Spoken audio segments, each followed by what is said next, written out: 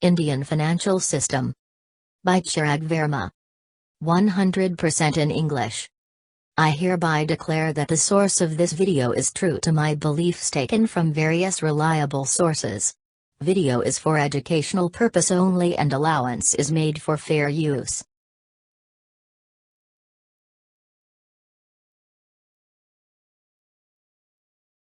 What is financial system? A financial system is a set of institutions, such as banks, insurance companies, and stock exchanges, that permit the exchange of funds. Financial systems exist on firm, regional, and global levels. Borrowers, lenders, and investors exchange current funds to finance projects, either for consumption or productive investments, and to pursue a return on their financial assets. The financial system also includes sets of rules and practices that borrowers and lenders use to decide which projects get financed, who finances projects, and terms of financial deals. Financial markets involve borrowers, lenders, and investors negotiating loans and other transactions. In these markets, the economic good traded on both sides is usually some form of money, current money, cash, claims on future money, credit, or claims on the future income potential or value of real assets, equity. These also include derivative instruments. Derivative instruments, such as commodity futures or stock options, are financial instruments that are dependent on an underlying real or financial asset's performance. In financial markets, these are all traded among borrowers, lenders, and investors according to the normal laws of supply and demand. In a centrally planned financial system, for example, a single firm or a command economy, the financing of consumption and investment plans is not decided by counterparties in a transaction but directly by a manager or central planner. Which projects receive funds, whose projects receive funds, and who funds them is determined by the planner, whether that means a business manager or a party boss. Most financial systems contain elements of both give and take markets and top-down central planning. For example, a business firm is a centrally planned financial system with respect to its internal financial decisions. However, it typically operates within a broader market interacting with external lenders and investors to carry out its long-term plans. At the same time, all modern financial markets operate within some kind of government regulatory framework that sets limits on what types of transactions are allowed. Financial systems are often strictly regulated because they directly influence decisions over real assets, economic performance, and consumer protection.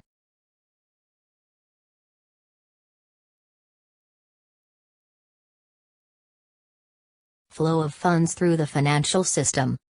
The financial system performs the essential economic function of channeling funds from those who are net savers, that is who spend less than their income, to those who are net spenders, that is who wish to spend or invest more than their income.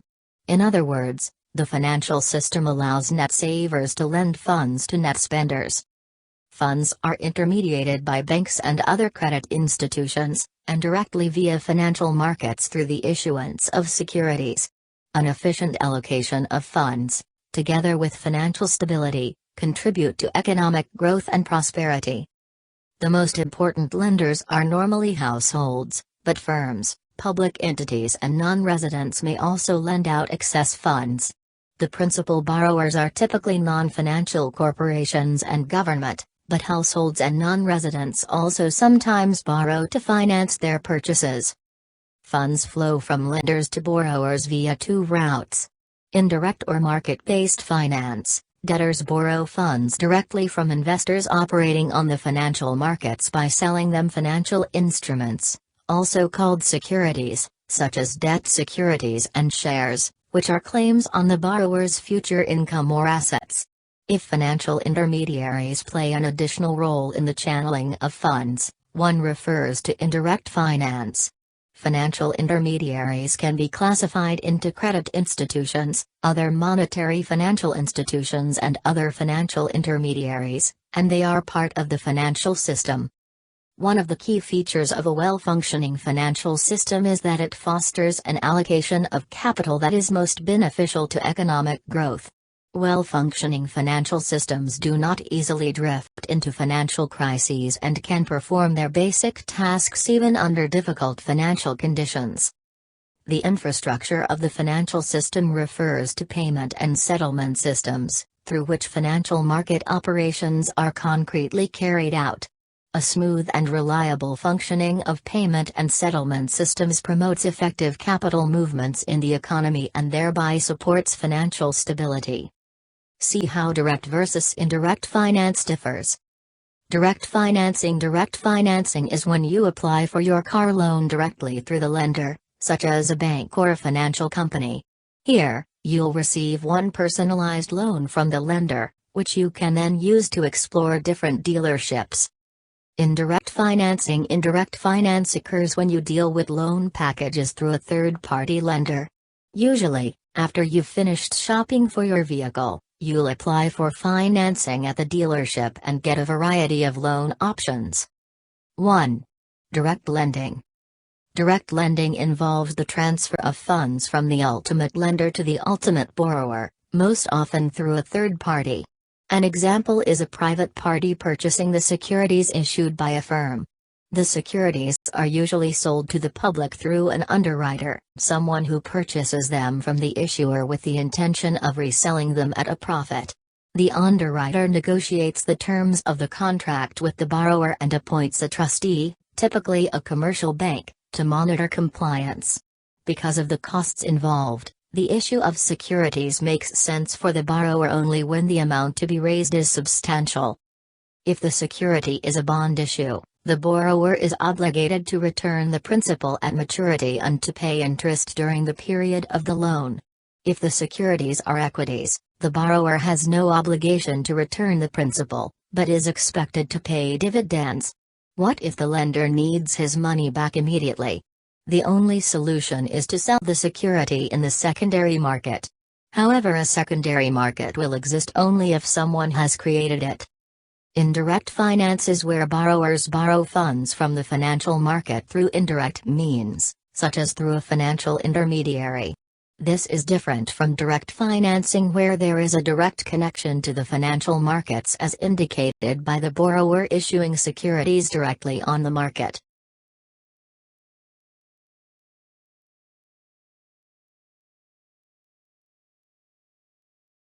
Indian financial system are classified into two financial systems. 1. Formal financial system. 2. Informal financial system. Formal financial system is compromises of networks of banks, other financial and investment institutions and a range of financial instruments. Whereas, informal financial system is compromises of indigenous bankers, lending pawnbrokers, landlords, traders, etc.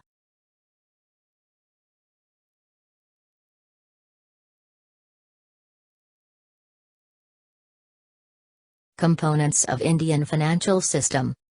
There are 5 main components of the Indian financial system. This includes 1. Financial institutions. 2. Financial assets. 3. Financial services. 4. Financial markets. 5. Money. Let's discuss each component of the system in detail.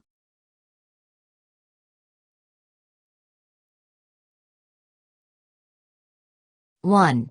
Financial institutions. The financial institutions act as a mediator between the investor and the borrower. The investor's savings are mobilized either directly or indirectly via the financial markets. The main functions of the financial institutions are as follows. A short-term liability can be converted into a long-term investment. It helps in conversion of a risky investment into a risk-free investment. Also acts as a medium of convenience denomination, which means, it can match a small deposit with large loans and a large deposit with small loans. The best example of a financial institution is a bank. People with surplus amounts of money make savings in their accounts, and people in dire need of money take loans. The bank acts as an intermediate between the two. The financial institutions can further be divided into 2 types. Banking institutions or depository institutions. This includes banks and other credit unions which collect money from the public against interest provided on the deposits made and lend that money to the ones in need. Non-banking institutions or non-depository institutions, insurance, mutual funds and brokerage companies fall under this category. They cannot ask for monetary deposits but sell financial products to their customers.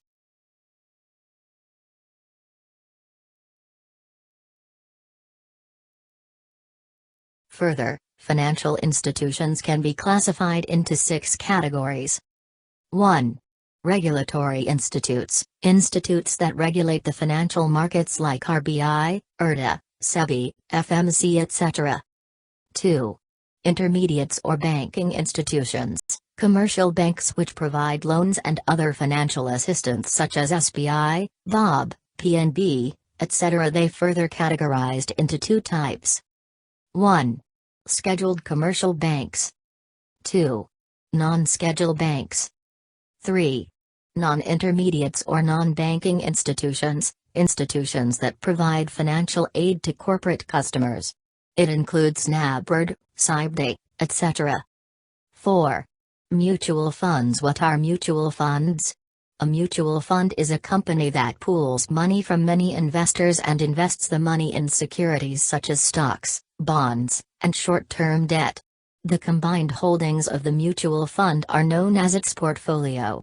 Investors buy shares in mutual funds. 5.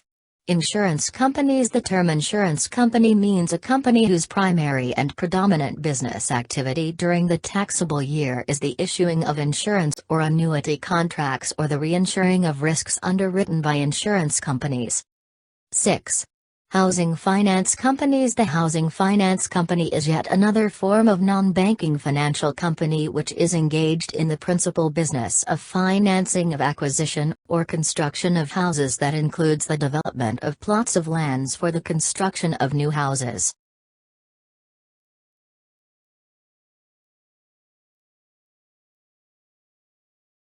Two. Financial assets. The products which are traded in the financial markets are called financial assets. Based on the different requirements and needs of the credit seeker, the securities in the market also differ from each other. Some important financial assets have been discussed briefly below. Call money. When a loan is granted for 1 day and is repaid on the 2nd day, it is called call money. No collateral securities are required for this kind of transaction. Notice money. When a loan is granted for more than a day and for less than 14 days, it is called notice money.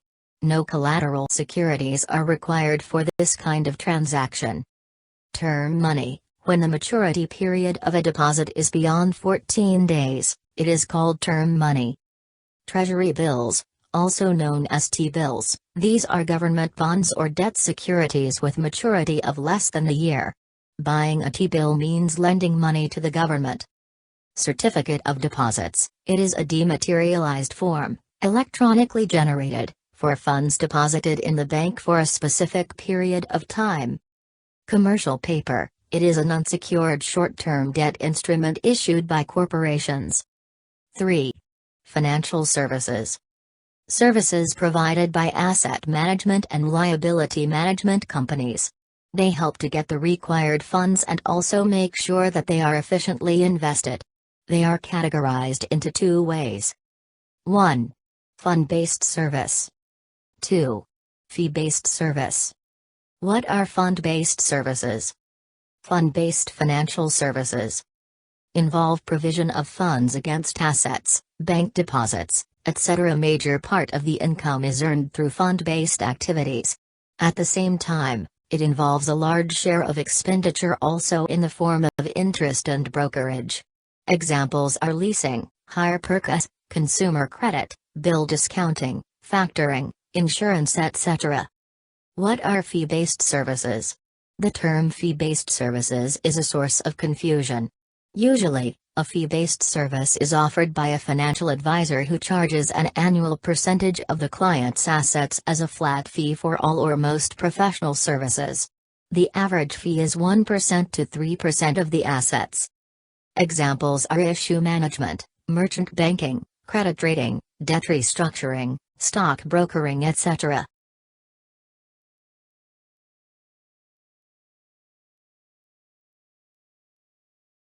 Four. Financial markets. The marketplace where buyers and sellers interact with each other and participate in the trading of money, bonds, shares and other assets is called a financial market. The financial market can be further divided into four types. Capital market, designed to finance the long-term investment. The capital market deals with transactions which are taking place in the market for over a year. The capital market can further be divided into three types. A corporate securities market. B. Government securities market. C. Long-term loan market.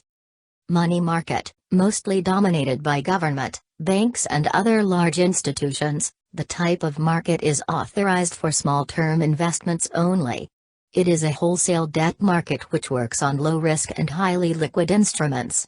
The money market can further be divided into two types. A. Organized money market. B. Unorganized money market. Foreign exchange market, one of the most developed markets across the world. The foreign exchange market deals with the requirements related to multi-currency. The transfer of funds in this market takes place based on the foreign currency rate. Credit market, a market where short-term and long-term loans are granted to individuals or organizations by various banks and financial and non-financial institutions, is called credit market. 5. Money market. The money market is defined as dealing in debt of less than 1 year. It is primarily used by governments and corporations to keep their cash flow steady, and for investors to make a modest profit. The capital market is dedicated to the sale and purchase of long-term debt and equity instruments.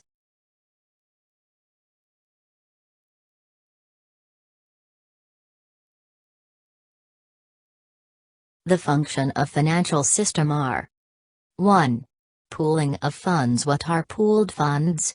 Pooled funds are funds in a portfolio from many individual investors that are aggregated for the purposes of investment. Mutual funds, hedge funds, exchange-traded funds, pension funds, and unit investment trusts are all examples of professionally managed pooled funds. 2. Capital formation. It acts in linking investors and savers. Facilitates the movement of capital to be used more profitably and productively to boost the national income. Boosts economic growth. Mobilization of savings to finance long-term investment. 3. Facilitate payment. A small bribe, also called a facilitating, speed or grease payment, made to secure or expedite the performance of a routine or necessary action to which the payer has legal or other entitlement. 4. Providing liquidity. A liquidity provider, also known as a market maker, is someone who provides their crypto assets to a platform to help with decentralization of trading. In return, they are rewarded with fees generated by trades on that platform, which can be thought of as a form of passive income. 5. Short and long-term needs. While there are many different types of goals, the two overarching categories are short-term and long-term goals. In general, short-term goals can be finished within a 6-month to 3-year time frame, while long-term goals may take anywhere from 3 to 5 years, or even longer. In many cases, a long-term goal requires and consists of many smaller, short-term goals. These smaller goals break the big picture vision down to bite-sized tasks. For example, you may have to clear a few short-term goals, such as researching a niche market, creating a landing page and auditing your brand strategy, before the long-term goal, launching a new marketing campaign. Short-term goals can help you work towards that long-term goal, or they can be goals you've set for isolated milestones in your life. 6. Risk function. A typical risk management function includes the steps listed above: identifying risks, assessing them, forecasting future frequency and severity of losses, mitigating risks, finding risk mitigation solutions, creating plans, conducting cost-benefits analyses, and implementing programs for loss control and insurance. 7. Better decision. They are categorized into 4 parts. 1. Investment decision. One of the most important finance functions is to intelligently allocate capital to long-term assets. This activity is also known as capital budgeting. It is important to allocate capital in those long-term assets so as to get maximum yield in future. Following are the 2 aspects of investment decision. Evaluation of new investment in terms of profitability. Comparison of cutoff rate against new investment and prevailing investment. 2. Investment decision. One of the most important finance functions is to intelligently allocate capital to long-term assets. This activity is also known as capital budgeting. It is important to allocate capital in those long-term assets so as to get maximum yield in future. Following are the 2 aspects of investment decision. Evaluation of new investment in terms of profitability. Comparison of cutoff rate against new investment and prevailing investment. 3. Dividend decision. Earning profit or a positive return is a common name of all the businesses. But the key function a financial manager performs in case of profitability is to decide whether to distribute all the profits to the shareholder or retain all the profits or distribute part of the profits to the shareholder and retain the other half in the business. It's the financial manager's responsibility to decide an optimum dividend policy which maximizes the market value of the firm. Hence, an optimum dividend payout ratio is calculated. It is a common practice to pay regular dividends in case of profitability. Another way is to issue bonus shares to existing shareholders. 4. Liquidity decision. It is very important to maintain a liquidity position of a firm to avoid insolvency. Firm's profitability, liquidity and risk all are associated with the investment in current assets. In order to maintain a trade-off between profitability and liquidity, it is important to invest sufficient funds in current assets. But since current assets do not earn anything for business, therefore a proper calculation must be done before investing in current assets. Current assets should properly be valued and disposed of from time to time once they become non-profitable. Current assets must be used in times of liquidity problems and times of insolvency. 8. Financial government needs provides perspective on the roles of government and industry, largely related to formal rules that help to shape the financial market system. Governments have increasingly embraced financial inclusion as a policy objective, recognizing its potential for economic growth and poverty alleviation, and acknowledging supply-side barriers, demand-side barriers, and poor regulatory frameworks as 3 primary challenges. The government can potentially play an important role in promoting savings and catalyzing volumes by moving its social transfers, wages, and pension payments onto electronic channels and ensuring that these channels are linked to easily accessible, basic transaction accounts. The government has traditionally played a strong role in ensuring that infrastructure, including non-financial infrastructure, is working and providing oversight, and in ensuring that financial institutions do not undermine consumer protection by intentionally capitalizing on their advantages in information, knowledge, and power. The role of industry in financial inclusion calls for better outreach, appropriate products and services, and consumer trust. 9. Economic development. Economic development needs balanced growth which can be attained by propelling growth in all sectors, simultaneously. The financial system helps allocate savings into investment channels. It helps in mobilizing savings and make better use of these funds by allowing investments in various sectors of the economy.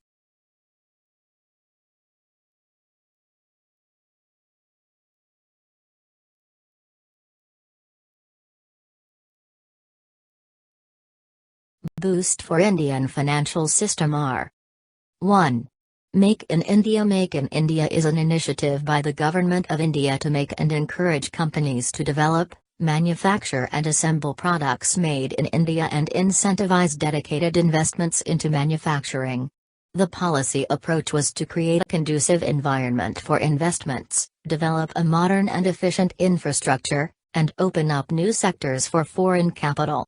The initiative targeted 25 economic sectors for job creation and skill enhancement, and aimed to transform India into a global design and manufacturing export hub. Make in India had three stated objectives: to increase the manufacturing sector's growth rate to 12 to 14% per annum, to create 100 million additional manufacturing jobs in the economy by 2022, to ensure that the manufacturing sector's contribution to GDP is increased to 25% by 2022, later revised to 2025. 5. After the launch, India gave investment commitments worth 16.40 lakh crore, $220 billion, and investment inquiries worth of 1.5 lakh crore, $20 billion, between September 2014 to February 2016. As a result, India emerged as the top destination globally in 2015 for foreign direct investment, FDI, surpassing the United States and China, with $60.1 billion FDI. As per the current policy, 100% foreign direct investment, FDI, is permitted in all 100 sectors, except for space industry, 74%, defense industry, 49%, and media of India, 26%. Japan and India had also announced a $12 billion Japan-India Make in India Special Finance Facility Fund to push investment. In line with the Make in India, individual states too launched their own local initiatives, such as Make in Odisha, Tamil Nadu Global Investors Meet, Vibrant Gujarat, Happening Haryana, and Magnetic Maharashtra. India received $60 billion FDI in FY 2016-17. Make in India has not yet achieved its goals. The growth rate of manufacturing averaged 6.9% per annum between 2014-15 and 2019-20. The share of manufacturing dropped from 16.3% of GDP in 2014-15 to 14.3% in 2020-21. 2. Pradhan Mantri Jan Dhan Yojana is a national mission on financial inclusion encompassing an integrated approach to bring about comprehensive financial inclusion of all the households in the country. The plan envisages universal access to banking facilities with at least one basic banking account for every household, financial literacy, access to credit, insurance and pension facility.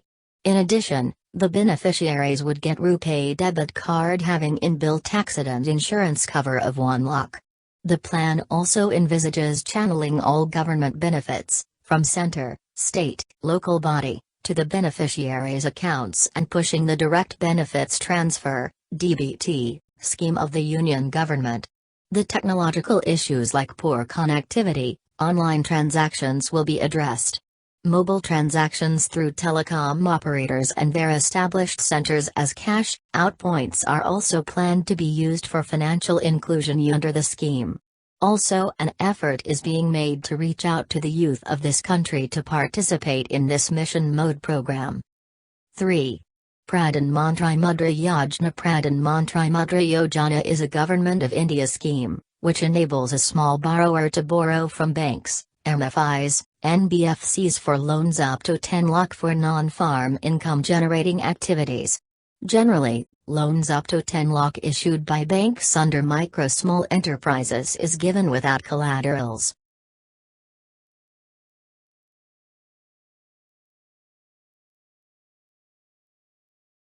The Great Lockdown, worst economic downturn since the Great Depression 2020. April World Economic Outlook projects global growth in 2020 to fall to -3%. The cumulative loss to global GDP over 2020 and 2021 from the pandemic crisis could be around $9 trillion, greater than the economies of Japan and Germany, combined.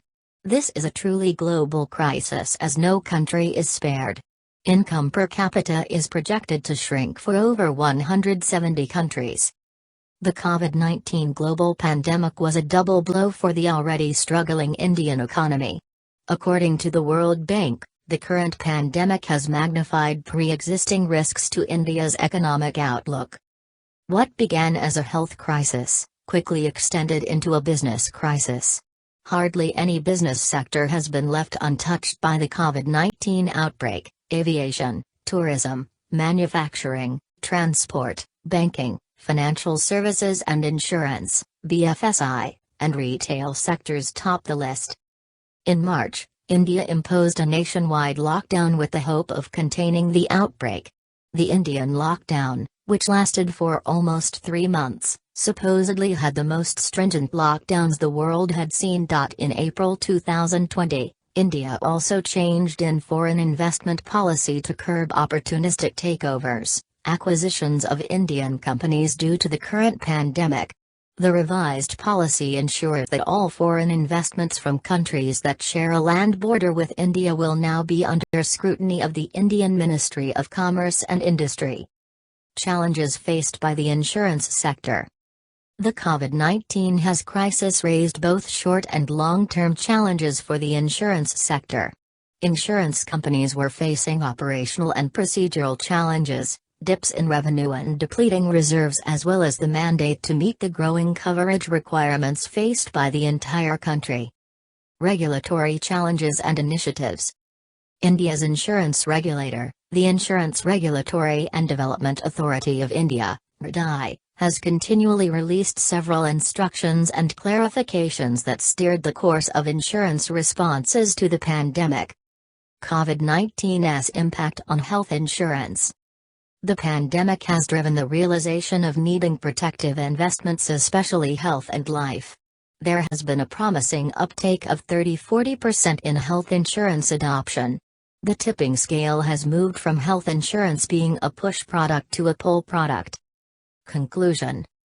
The Government of India and RDI did some quick thinking and rapidly responded to COVID-19. Even the insurance sector rose to the challenge and aligned itself with the larger objective of the government and RDI in alleviating the impact of the pandemic and its fallout on the policyholders. Unlike several other jurisdictions, where the insurance, financial services regulator became eager to intervene in existing insurance covers, especially in the area of business interruption, thankfully, the RDI has exercised restraint. However, now that the worst would seem to be behind us, the government and RDI should get back to rebuilding the insurance sector. India's growth in recent years would not have been complete without a robust insurance sector, so the focus should be back on reinvigoration. Some work has already commenced, but much more needs to be done.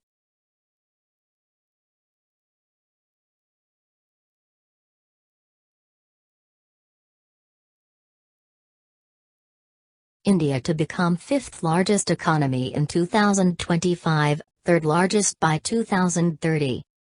India, which appears to have been pushed back to being the world's sixth biggest economy in 2020, will again overtake the UK to become the fifth largest in 2025 and race to the third spot by 2030. A think tank said on Saturday. India had overtaken the UK in 2019 to become the fifth largest economy. India has been knocked off course somewhat through the impact of the pandemic. As a result, after overtaking the UK in 2019, the UK overtakes India again in this year's forecasts and stays ahead till 2024 before India takes over again, the Centre for Economics and Business Research, CEBR, said in an annual report published on Saturday. The UK appears to have overtaken India again during 2020 as a result of the weakness of the rupee, it said. CEBR forecast that the Indian economy would expand by 9% in 2021 and by 7% in 2022. Growth will naturally slow as India becomes more economically developed, with annual GDP growth expected to sink to 5.8% in 2035. India would overtake Germany in 2027 and Japan in 2030, it said. The UK-based think tank forecast that China would overtake the US to become the world's biggest economy in 2028, 5 years earlier than estimated due to the contrasting recoveries of the two countries from the pandemic.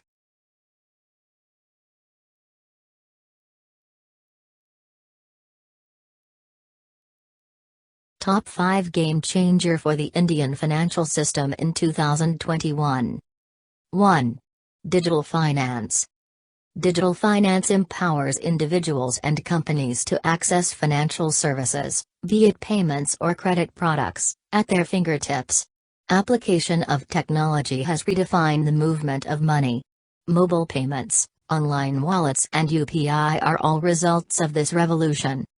With the availability of a low-cost smartphone and access to data, Indian customers can be reached out digitally, and there is a big opportunity for the lenders to build intuitive customer journeys for interacting with them.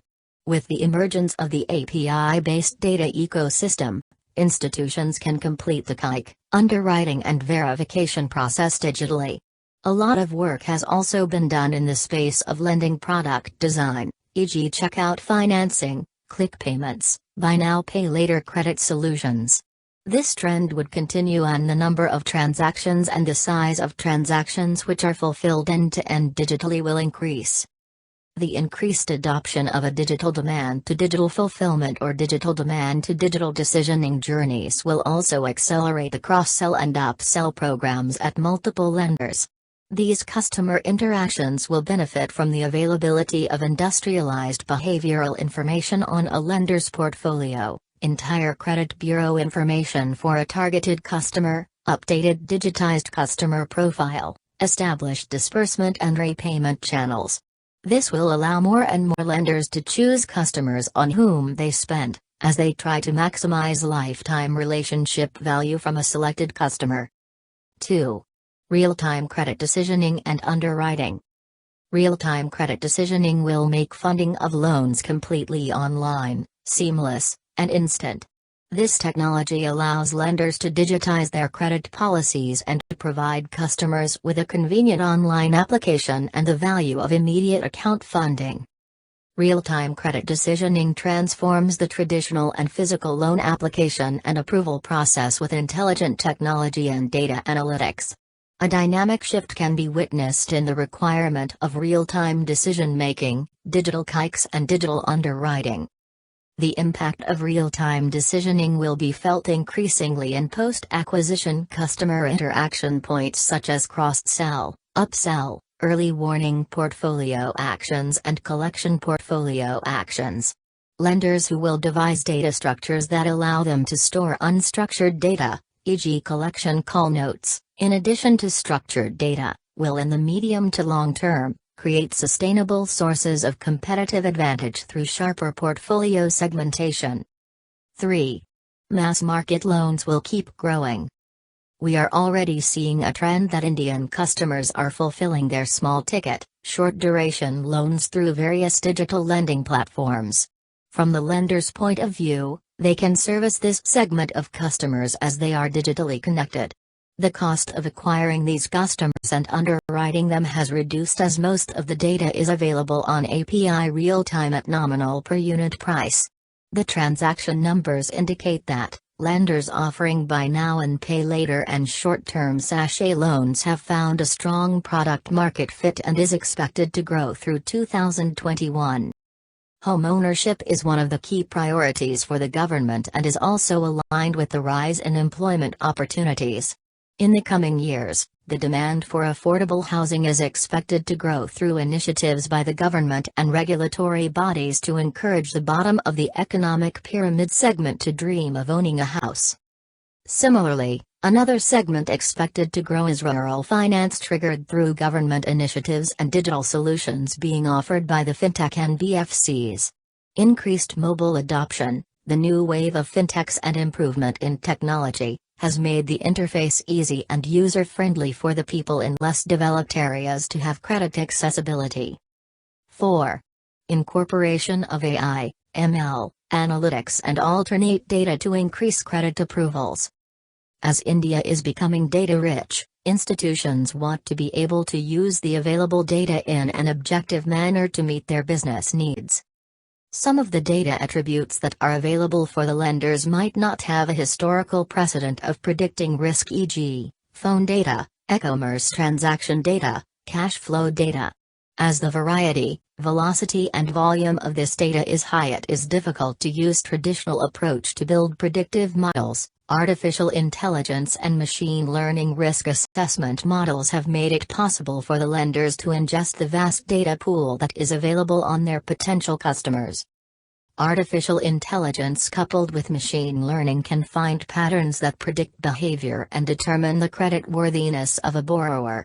Lenders can also use AI to reduce underwriting overhead and delays, which can increase profits per loan. AI/ML-based digital systems will be the future of lending that will greatly reduce the cost and time involved in underwriting loans. Furthermore, AI-based chatbots can handle low-ticket items and customer queries for a faster turnaround time. 5. Online security and online data protection. With the growing dependence on technology and cloud computing, there is a growing concern and rise in cybercrime.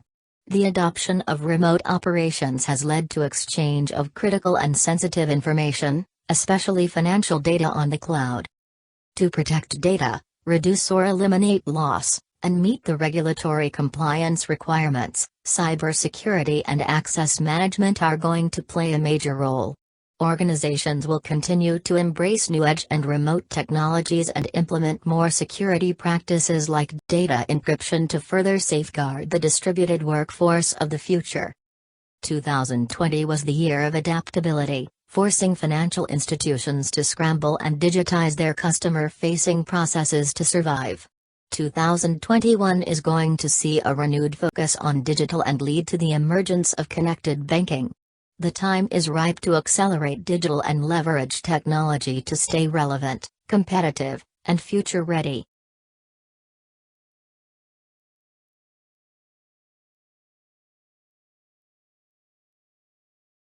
Conclusion. Indian financial system accelerates the rate and volume of savings through the provision of various financial instruments and efficient mobilization of savings. It aids in increasing the national output of the country by providing funds to corporate customers to expand their respective business. It helps economic development and raising the standard of living of people and promotes the development of the weaker section of society through rural development banks and cooperative societies.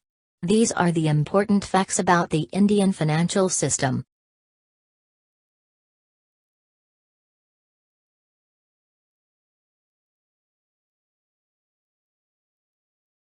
Thank you. Hope you like this video. Please do like, subscribe and share this video. This will boost me to make more videos like this. Till then, stay happy.